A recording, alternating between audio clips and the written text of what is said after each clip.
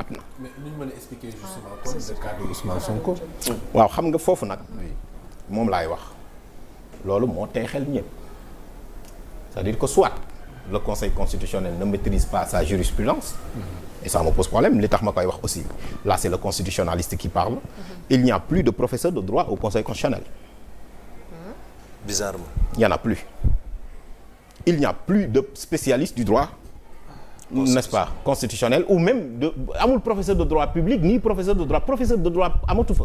Conseil constitutionnel. Conseil constitutionnel beneen bi ci topp mooy la commission de contrôle des parrainages gisuma fa benn spécialiste du droit constitutionnel ak du droit électoral. man bu ngeen ci xamee benn spécialiste wax leen ma ko. par rapport à la composition dans le code électoral bi. bon code électoral bi dafa wax ne c'est les membres du conseil constitutionnel. des membres de la société civile. des membres de l'administration électorale. ak des certains services du conseil constitutionnel. mais ñoom suñuy tànn xam nañ ni ñoom seen jurisprudence dafa complexe man dama koy topp. c'est pas pour rien parce que conseil constitutionnel aussi ñun buñ ciy wax parce que c'est notre tasse de thé.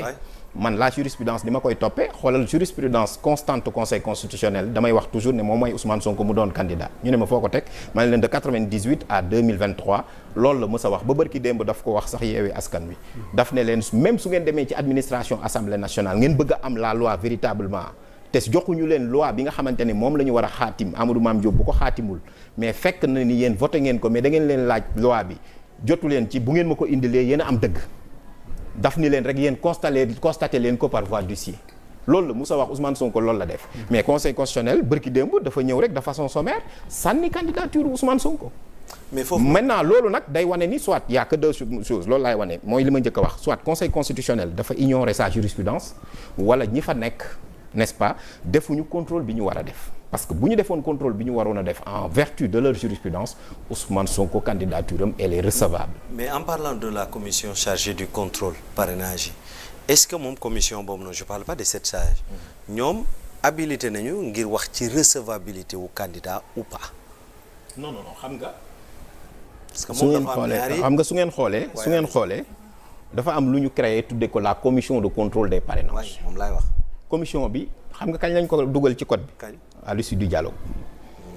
parce que ñun ñoo ko doon wax quand même dañ doon wax ni conseil constitutionnel il faut mu am ñu ko jàppale.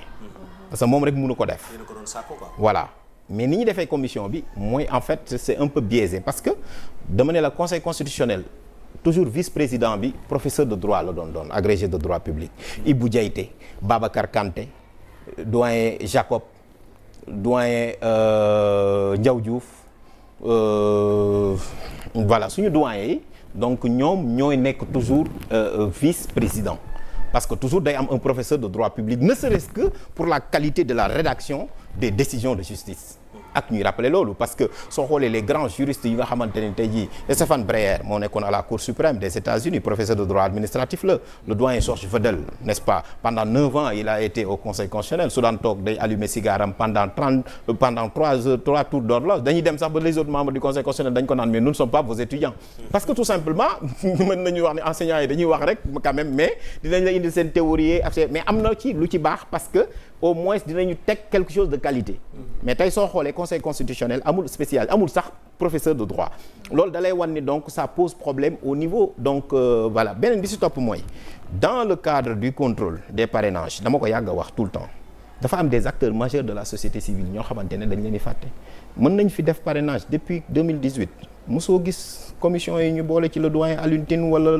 Seydi Gassama parce que rek ils ont un discours boo xamante ni nii ñoom ils sont stricts dans la protection des droits de l'homme des libertés et de l'éligibilité ça pose problème donc loolu yëpp dalay wan ni tey jii nii le conseil constitutionnel moom est sous les feux de l'actualité et dama jàpp ni conseil constitutionnel amoon na occasion tey jii nii war a rappeler sa jurisprudence war a rappeler à l'ordre de l'administration ne la CDC notamment le directeur général de la caisse de dépôt et de consignation ne ko saytu candidature nit maanaam wax ni diw il est électeur ou éligible sa yoon nekku ci sa yoon nekku ci parce que tey su ngeen xoolee tey ñi ngi nii di wax ci 9 pièces yi ak 9 mentions yi di wax ñi ngi ci wax mais conseil constitutionnel moo koy saytu est-ce que léegi lan moo tax caisse de dépôt et de consignation moom ak DGE saytu wuñ la nationalité kan mooy joxe passeport ak carte d'identité du ministère de l'intérieur DGE ak DAF ci kan lañ dépendre ci ministère de l'intérieur ma jox leen benn exemple le parrainage est une condition de forme substantielle. La nationalité est une condition de fond. Oui. Ah pourquoi ñoom tamit parce que qui peut le plus peut le moins. C'est-à-dire que ñoom en réalité dañu nekk dans une logique politique mooy kii di Ousmane Sonko la ñu bëgg a annihiler sa candidature. mais sànq ba mu waxee jurisprudence conseil constitutionnel ci boppam bu respecté wul propre jurisprudence bi nga xamante ne ni tukkee woon na ci moom ndax mënuñu koo comprendre le fait que amul professeur de droit wala un spécialiste de droit surtout conseil donc constitutionnaliste en quelque sorte. non xam nga.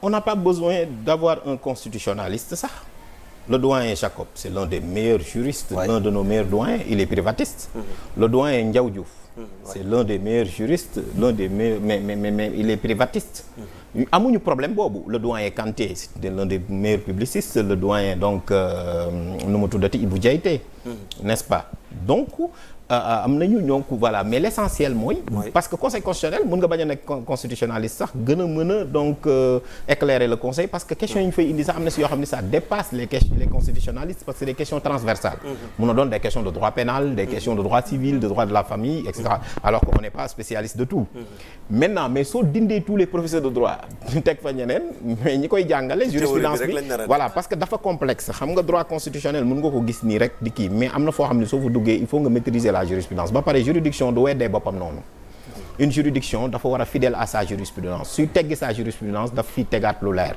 maanaam ma jox la exemple 2019 bi muy am revirement de jurisprudence xam nga lu ko indi en 2010 ba 2012 boo musaanul woon nekk ci liste bi mu arrêté provisoire soo ko saisiré danaan la doo candidat ñu ne ko lu tax mu ni parce que candidat lañ ma wax mooy ki nekk ci liste bi loolu la rejeté woon Keba Kenda Abdourahmane Sarr Youssou Ndour 2019 mu def revirement de jurisprudence il y avait 27 candidats à la candidature mu ne 5 laay def ci liste provisoire 22 yi attaque ko mu ne leen yëpp dama leen di recevoir xam nga la moo tax parce que am na une période préalable de contrôle boo xam ne détaché nañ ko si li doon am moo doon le parrainage donc mu jël loolu en compte mu ni donc danaa def revirement de jurisprudence c'est emblématique c'est quelque chose c'est dynamique ni ko Frédéric Sudre di waxee mais bu dee juridiction boo xamante ne dafay dellu ginnaaw maanaam tey yow une simple administration mun na ñëw yow ñu ne diw mooy chef de l'opposition benn waay toog fee ni la man sa adversaire là parce que je suis le maire de telle ville et je suis affilié donc voilà loolu moo am c'est-à-dire que tey boo jëlee parti bu mel ni tey PASTEF en réalité donc un président de parti moo dissoudre PASTEF n'est-ce pas un membre d'un parti politique moo bëgg a empêcher n'est-ce pas parti moo bëgg a empêcher le chef de l'opposition mu doon candidat loolu ci ban système lañ ko mun a xalaat loolu mooy lan amul fenn Mbissane yaa ngi Zeyna yéen a ngi ci biir allez-y bu ma ko Mbissane maye tuuti rek damay revenir ci question d'actualité yi li gën a phare ci actualité aujourd'hui bokk na ci réclamation yi nga xam ne ni ki démb le mandataire de Amadou Ba déposé na ko foofu ca conseil constitutionnel alors tey dañu convoqué tey foofu ca CC 21 mandataires yi nga xam ne yëpp candidats yi jàll nañ ci parrainage donc tey li ma bëgg a laajte professeur Ngouda Mboup mooy réclamation yi nga xam ne Amadou Ba déposé na ko ci Bassirou Diomaye Faye déposé ko ci Cheikh Tidiane Dièye est-ce que juridiquement ces réclamations war na leen mën a tënk wala war na leen mën a téye su fekkee am na preuve ci li muy wax ci li nga xam ne moom moo di seen jàll ci liste officielle wala liste définitive ci li nga xam ne moo di élection présidentielle yi. xam nga ma dellu ci jurisprudence bi la jurisprudence du 20 janvier 2019. jurisprudence yaa ngi bëgg a bari nag. moom la ñuy xayma en fait. parce que su ma demul ci texte bi rek. ci li juge bi wax laay mën a. maanaam mu ngi bëgg a bari ci Sénégal fii. waaw mais noonu la jurisprudence moom donc moom mooy. juge yi lu ñu rendre rek donc dañ koy boole ci jurisprudence. évidemment alors soo gisee dafa waxoon ni Idrissa Seck dafa bindoon bi muy def réclamation ne ko donte candidat la waaye kii di Khalifa Sall dama bëgg nga def ko ci liste bi. conseil constitutionnel ne ko lii yow sant po amul préjudice moral bu mu la teg amul aussi donc sa benn droit bu ñu léegi donc sa requête dama koy rejeter te pourtant on était en face d'un candidat qui défendait les droits d'un candidat qui pouvait être son potentiel allié même en cas de second tour conseil constitutionnel ne ko non donc soo xoolee topp bi ñuy topp candidature Bassirou Diomaye Faye ak Cheikh Tidiane Dièye man dama jàpp ne loolu mënul prospérer soo gisee parce que tout simplement jurisprudence conseil constitutionnel moo ne il faut nga am ci intérêt bi mooy il faut nga am préjudice moral ban préjudice moral la candidature Bassirou Diomaye Faye ak Cheikh Tidiane Dièye di indi beneen bi si topp mooy en fait amul benn désavantage bu ci am la troisième chose nag maintenant moi je sais que la candidature su fekkee ne li ñuy wax parce que man am na lu ma ci xam bu fekkee ne loolu la je ne pense pas que loolu mën na prospérer. parce que xam nga. bu dee Bassirou Diomaye Faye ñu ne appartenance à une entité politique dissoute. Production de fausses pièces devant le Conseil constitutionnel. Coalition irrégulièrement constituée. Non appartenance au parti ou à la coalition qui l'a investi. bu dee par exemple Cheikh Tidiane Dièye on nous parle d'appartenance pratiquement c'est les mêmes quoi. reprendre benn par benn ma tegal la wax. appartenance à une entité politique dissoute. tegal sa loxo foofu.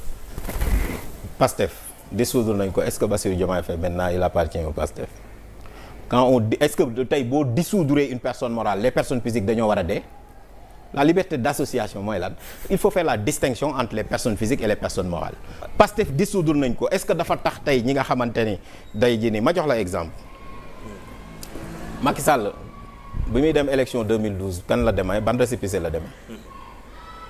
On se rappelle bien. modèle waay. Ibrahima Sall waaw Ibrahima Sall effectivement. nekkoon ci côté. lu ma wax rek man dama ko teg continuer. production de fausses pièces. waaw professeur balaa ngay continuer est-ce que. nee nga les personnes physiques. dañ leen war a dissocier de la. des personnes morales oui. est-ce que ñoom jàpp ñu ne peut-être que Bassirou Diomaye Faye il est issu. du parti dissous ba tax mu traîner peut-être. waaw mais loolu amul fenn dama la loolu amul fenn c'est-à-dire nit ki. la liberté de candidature est une liberté fondamentale. bu ñu juum c'est-à-dire que su fekkoon ne tey rek nit dañu dissoudre sa parti rek ñu ne la doo bokkati élection loolu amul sens. dafa yomb daal. benn loi Sénégal waxu ko. parti ba dañ naan la amatul. mais yéen su leen neexee ngeen dem bokk ci beneen association. su la neexee nga dem bokk ci beneen parti. leer na tamit code bi li mu wax foofu. c'est très clair. c'est très clair non ñoom ñoo bëgg mu lëndëm di wax candidat indépendant tey sax Bassirou Diom foofu laay ñëw il n'est pas candidat indépendant il est investi par une coalition ñoom ñu ngi contredire sax seen bopp continuer d'accord production de fausses pièces devant le Conseil constitutionnel. yan fausses pièces la ñuy wax. Il est allégué que Bassirou Diomaye Faye a présenté des documents non authentiques au Conseil constitutionnel. C'est lesquels? Comment il a fait justement pour le savoir? Est-ce que les candidats entre eux dañuy xam le contenu de leur dossier? Justement. Mais votre question est tellement pertinente. Ça veut dire que ñoom ñi ngi attaquer Conseil constitutionnel. Parce que le Conseil constitutionnel moom rek la ñuy jébbal dossier yi. Et c'est le Conseil constitutionnel moo yor dossier yi moom rek moo koy saytu. ñoom nu ñu xam mun a xamee dossier Bassirou Diomaye Faye. Première chose. La deuxième chose. xaaral non bàyyi ma yeggale beneen bi ci topp mooy Bassirou Diomaye Faye est un citoyen sénégalais qui jouit de tous ses droits. L'intégralité de ses droits.